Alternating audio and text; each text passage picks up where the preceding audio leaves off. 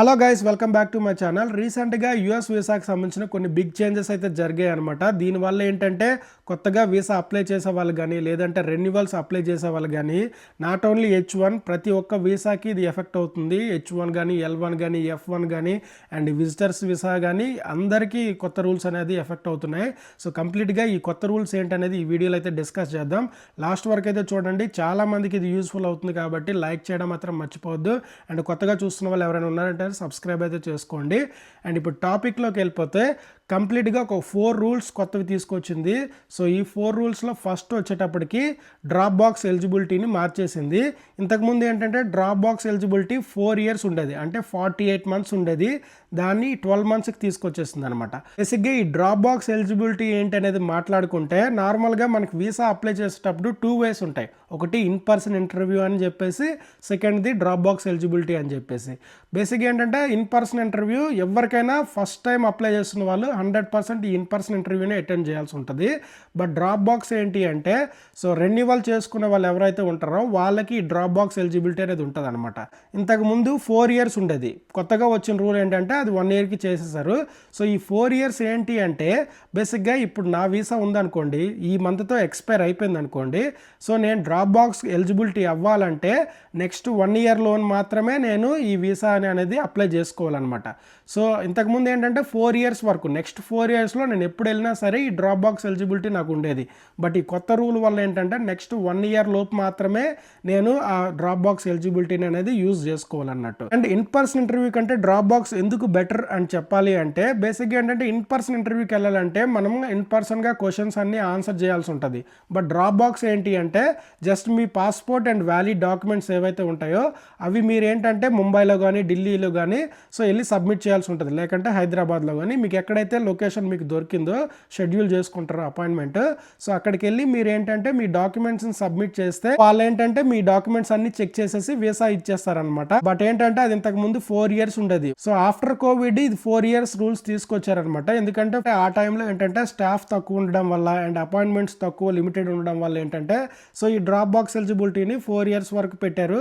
But ఏంటంటే ఇప్పుడు ఆ 4 ఇయర్స్ని కాస్త 1 ఇయర్కే చేసేస్తారనమాట. దీనివల్ల ఏంటంటే అమెరికాలో ఉంటున్న 100లో 80 మంది అయితే 100% అయితే ఎఫెక్ట్ అవుతారు.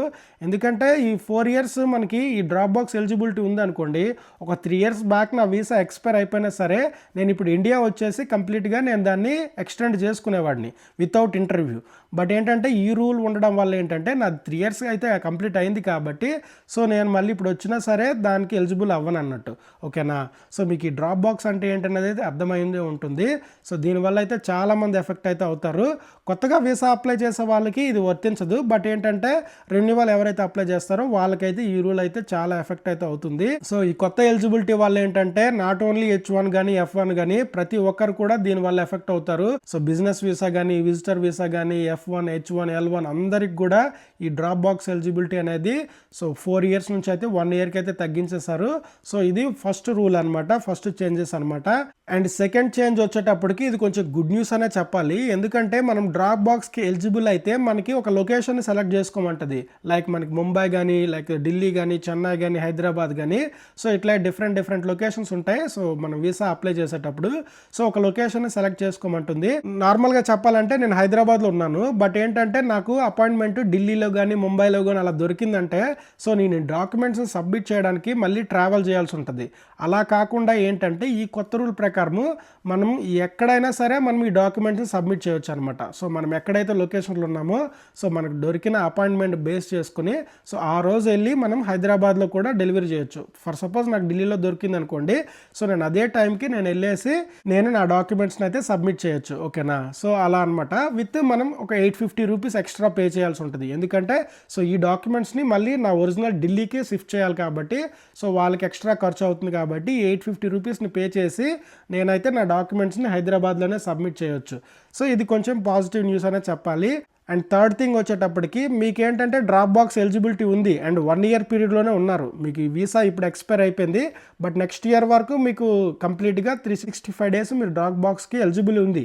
బట్ ఏంటంటే మీరు ఒక వీసా నుంచి ఇంకొక వీసాకి చేంజ్ అయ్యారనుకోండి, లైక్ ఏంటంటే మీరు F1 నుంచి H1కి చేంజ్ అవ్వడం కానీ, లేదంటే B1 B2 నుంచి F1కి చేంజ్ అవ్వడం కానీ, సో ఇట్లా డిఫరెంట్ వీసాస్ నుంచి చేంజ్ అయ్యేటప్పుడు మీరు 1 ఇయర్ పీరియడ్లోనే ఉన్నారు, బట్ ఏంటంటే మీరు చేంజ్ అవుతున్నారు ఒక వీసా నుంచి ఇంకొక వీసాకి.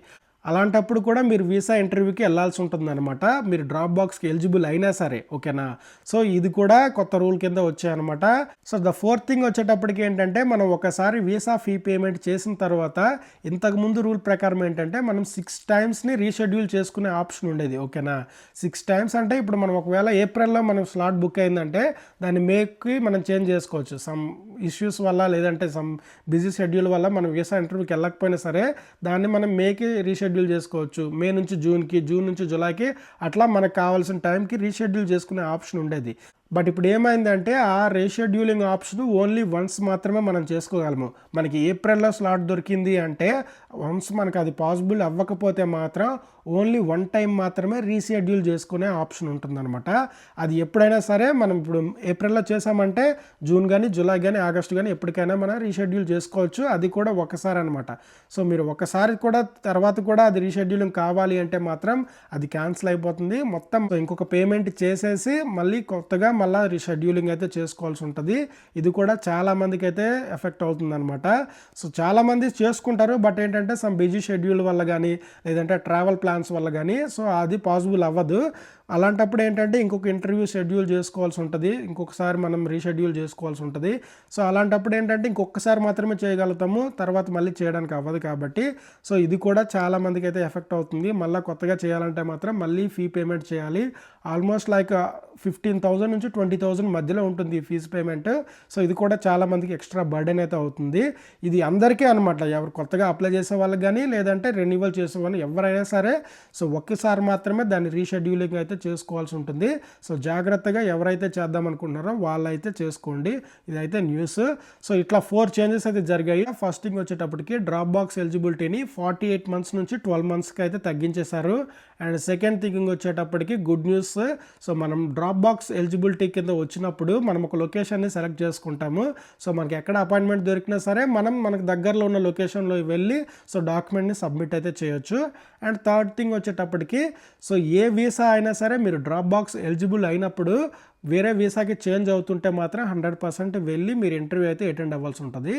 అండ్ ఫోర్త్ థింగ్ వచ్చేటప్పటికి ఈ ఫీ పేమెంట్ చేసిన తర్వాత ఓన్లీ ఒకసారి మాత్రమే దీన్ని రీషెడ్యూలింగ్ చేసుకునే ఆప్షన్ ఉంటుంది. సో తర్వాత చేయాలనుకుంటే మాత్రం అది క్యాన్సిల్ అయిపోయి మళ్ళీ కొత్తగా ఫీ పేమెంట్ అయితే చేయాల్సి ఉంటుంది.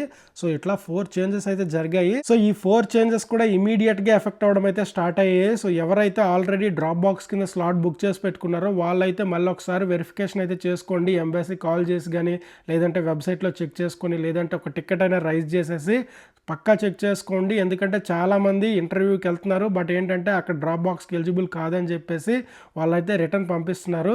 సో ముందే చెక్ చేసుకోవడం చాలా బెటర్ అనమాట. సో మీరైతే 100% వెరిఫై చేసుకోండి. అండ్ ఇవన్నీ ఇమీడియట్గా ఎఫెక్ట్ అవ్వడం వల్ల అంటే చాలామంది ట్రావెల్ ప్లాన్స్ కూడా ఆగిపోయినాయి అనమాట. సో యూఎస్ నుంచి ఉన్న వాళ్ళు కానీ, లేదంటే డ్రాప్ బాక్స్ ఉంది కదా అని చెప్పేసి సో వాళ్ళు ట్రావెల్ చేయడము. అండ్ ట్రావెల్ చేసేటప్పుడు ఏంటంటే సో ఈ డ్రాప్ బాక్స్ ఎలిజిబిలిటీ లేదు కాబట్టి మళ్ళీ వాళ్ళకి వీసా ఇంటర్వ్యూ అంటే స్లాట్ దొరకాలంటే సో ఇప్పుడున్న పరిస్థితుల్లో చాలా కష్టం అవుతుంది అనమాట. సో దానివల్ల వీళ్ళందరూ కూడా ఎఫెక్ట్ అవుతున్నారు. సో ఒకసారి వెరిఫై చేసుకోండి, అందుకనే మంచిది. సో ఇది గైస్ వీడియో. సో వీడియో నచ్చితే లైక్ అయితే చేయండి, ఛానల్ అయితే సబ్స్క్రైబ్ చేసుకోండి. సో మీకు ఎలాంటి డౌట్స్ ఉన్నా కింద కామెంట్ సెక్షన్లో అయితే కామెంట్ అయితే చేయండి. 100% నేనైతే రెస్పాండ్ అవుతాను. So thank you so much for watching. Bye bye.